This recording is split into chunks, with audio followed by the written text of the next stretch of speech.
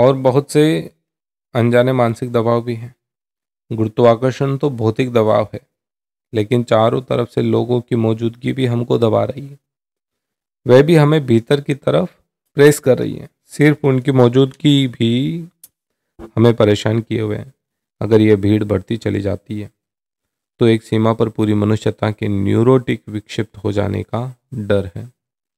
सच तो यह है कि आधुनिक मनोविज्ञान मनोविश्लेषण ये कहता है कि जो लोग पागल हुए जा रहे हैं, पागल होने वाले में 90% पागल ऐसे हैं जो भीड़ के दबाव को नहीं सह पा रहे हैं। दबाव चारों तरफ से बढ़ता चला जा रहा है। भीतर दबाव को सहना मुश्किल हुआ जा रहा है। उनके मस्तिष्क की नसें फटी जा रही। इसलिए बहुत गहरे में सवाल सिर्फ मनुष्य के शारीरिक बचाव का नहीं, बल्कि फिजिकल सर्वाइवल का भी नहीं है, बल्कि उसके आत्मिक बचाव का है। जो लोग ये कहते हैं कि संतति नियमन जैसी चीजें अधार्मिक है, उन्हें धर्म का कोई पता नहीं, क्योंकि धर्म का पहला सूत्र है कि व्यक्ति को व्यक्तित्व मिलना चाहिए और व्यक्ति के पास एक आत्मा होनी चाहिए। व्यक्ति भीड़ का हिस्सा ना रह जाए। लेकिन जितनी भीड़ बढ़ेगी उतना ही हम व्यक्तियों की फिक्र करने में असमर्थ हो जाएंगे। जितनी भीड़ ज़्यादा हो जाएगी उतनी हमें भीड़ की फिक्र नहीं करनी पड़ेगी। जितनी भीड़ ही हमें पूरे जगत की इकट्ठी फिक्र करनी पड़ेगी। फिर ये सवाल नहीं होगा कि आपको कौन सा भोजन प्रीतिकर है, कौन से कपड़े प्रीतिकर है, कैसे मकान प्रीतिकर है। तब ये सवाल नहीं है। कैसा मकान दिया जा सकता है, भीड़ को कैसे कपड़े दिए जा सकते हैं, भीड़ को कैसा भोजन दिया जा सकता है, ये सवाल होंगे। तब व्यक्ति का सवाल विदा हो जाता है और भीड़ के एक अंश की तरह आपको भोजन, कपड़ा और अन्य सुविधाएं दी जा सकती है। अभी एक मित्र जापान से लौटे हैं। वे कह रहे थे कि जापान में घरों की कितनी तकलीफ है, भीड़ बढ़ती चली जा रही है। एक नए तरह के पलंग उन्होंने ईजाद किए। आज नहीं कल हमें भी ईजाद करने पड़ेंगे। वे मल्टी स्टोरी पलंग है। रात आप अकेले सो भी नहीं सकते। सब खाटें एक साथ जुड़ी हुई है, एक के ऊपर एक। रात में जब आप सोते हैं तो अपने नंबर की खाट पर चढ़कर सो जाते हैं। आप सोने में भी भीड़ के बाहर नहीं रह सकते, क्योंकि भीड़ बढ़ती चली जा रही है। पर रात आपके सोने के कमरे में भी मौजूद हो जाएगी। पर 10 आदमी एक ही खाट पर सो रहे हो तो वह घर कम रह गया, रेलवे कंपार्टमेंट ज्यादा बन गया। रेलवे कंपार्टमेंट में भी अभी 10 टायर नहीं है, लेकिन 10 में भी मामला हल नहीं हो जाएगा। बात समझना। अगर ये भीड़ बढ़ती जाती है तो ये सब तरफ व्यक्ति को एंक्रोचमेंट करेगी। वह व्यक्ति को सब तरफ से घेरेगी, सब तरफ से बंद करेगी। हमें ऐसा कुछ करना पड़ेगा कि व्यक्ति धीरे धीरे होता ही चला जाए, उसकी चिंता ही बंद कर देनी पड़े। तो मेरी दृष्टि में मनुष्य की संख्या का विस्फोट, जनसंख्या का विस्फोट बहुत गहरे अर्थों में धार्मिक सवाल है, सिर्फ भोजन का आर्थिक सवाल नहीं है। जब परिस्थितियां बदल जाती है तब पुराने नियम विदा हो जाते हैं। लेकिन आज भी घर में एक बच्चा पैदा होता है तो हम बैंड बाजा बजवाते हैं, शोरगुल करते हैं, प्रसाद बांटते हैं। 5000 साल पहले बिल्कुल ऐसी ही बात थी, क्योंकि 5000 साल पहले 10 बच्चे पैदा होते थे तो 7 और 8 मर जाते थे, और उस समय एक बच्चे का पैदा होना बड़ी घटना थी, समाज के लिए बड़ी जरूरत थी, क्योंकि समाज में बहुत थोड़े लोग थे। लोग ज्यादा होने चाहिए, नहीं तो पड़ोसी शत्रु के हमले में जीतना मुश्किल हो जाएगा। फिर पड़ोसी शत्रु के हमले पर जीतना मुश्किल हो जाएगा।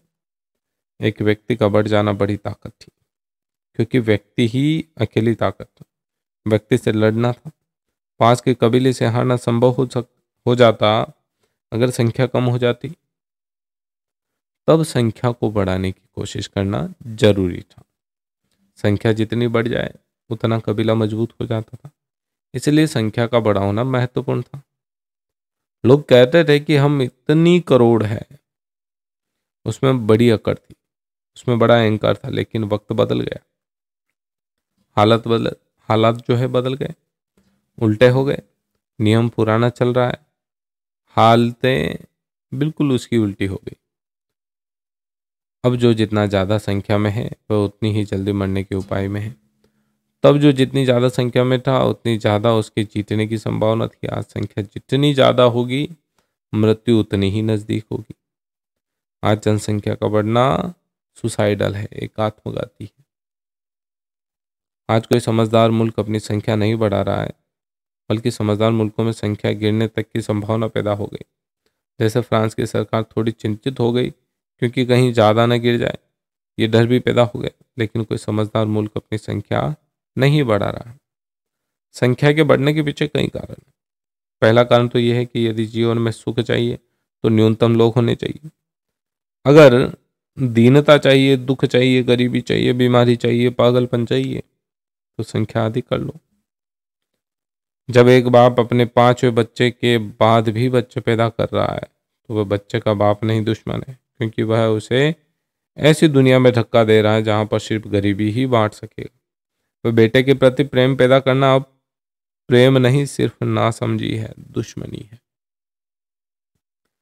आप दुनिया में समझदार माँ बाप हो सकते हैं इस बात को सोचकर कि आप कितने बच्चा पैदा करेंगे। आने वाली दुनिया में संख्या दुश्मन हो सकती है। कभी संख्या उसकी मित्र थी, कभी संख्या बढ़ने से सुख बढ़ता था, आज संख्या बढ़ने से दुख बढ़ता है। स्थिति बिल्कुल बदल गई है। आज जिन लोगों को भी इस जगत में सुख की, मंगल की कामना है, उन्हें ये फिक्र करनी ही पड़ेगी कि संख्या निरंतर कम होती चली जाए। हम अपने को अभागा बना सकते हैं, हमें उसका कोई भी बोध नहीं, हमें उसका कोई भी ख्याल नहीं। 1947 1949 में हिंदुस्तान पाकिस्तान का बंटवारा हुआ था। तब किसी ने सोचा भी ना होगा कि 20 साल में पाकिस्तान में जितने लोग गए थे हम उससे ज़्यादा फिर पैदा कर लेंगे। हमने एक पाकिस्तान फिर पैदा कर लिया। 1949 में जितनी संख्या पूरे हिंदुस्तान और पाकिस्तान को मिलाकर थी, आज अकेले हिंदुस्तान की उससे ज़्यादा है। ये संख्या इतने अनुपात में बढ़ती चली जा रही है और फिर दुख बढ़ रहा है, दरिद्रता बढ़ रही है, दीनता बढ़ रही है, बेकारी बढ़ रही है। तो हम परेशान होते हैं, उससे डरते हैं। हम कहते हैं कि बेकारी नहीं चाहिए, बीमारी नहीं चाहिए, हर आदमी को जीवन का सारा सुख सुविधा मिलना चाहिए। हम ये भी नहीं जानते और यह भी नहीं सोचते कि जो हम कर रहे हैं उससे हर आदमी को जीवन की सारी सुविधाएं कभी भी नहीं मिल सकती। हमारे बेटे बेकार ही रहेंगे, भीखमंगी और गरीबी बढ़ेगी। लेकिन हमारे धर्मगुरु समझाते हैं कि ये ईश्वर का विरोध है, संतति नियमन की बात ईश्वर का विरोध है। हाँ, धर्मगुरु जरूर चाह सकते हैं, क्योंकि मजे की बात यह है कि दुनिया में जितना दुख बढ़ता है धर्मगुरुओं की दुकानें जो है उतनी ही ठीक से चलती। दुनिया में सुख की दुकानें नहीं है, धर्म की दुकानों के दुख पर निर्भर करती। धर्म की दुकानें जो है दुख पर निर्भर करती है। सुखी और आनंदित आदमी धर्मगुरु की तरफ नहीं जाता, स्वस्थ और प्रसन्न आदमी धर्मगुरु की तरफ नहीं जाता। दुखी, बीमार और परेशान व्यक्ति धर्म की तलाश करता है। दुखी और परेशान आदमी आत्मविश्वास खो देता है।